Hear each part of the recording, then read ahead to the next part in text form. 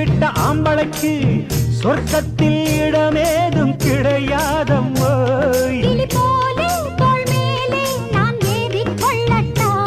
என்ன பெண்மை என்ன மென்மை உன் கற்பினை கண்டதும் கண்ணகி கெட்டா.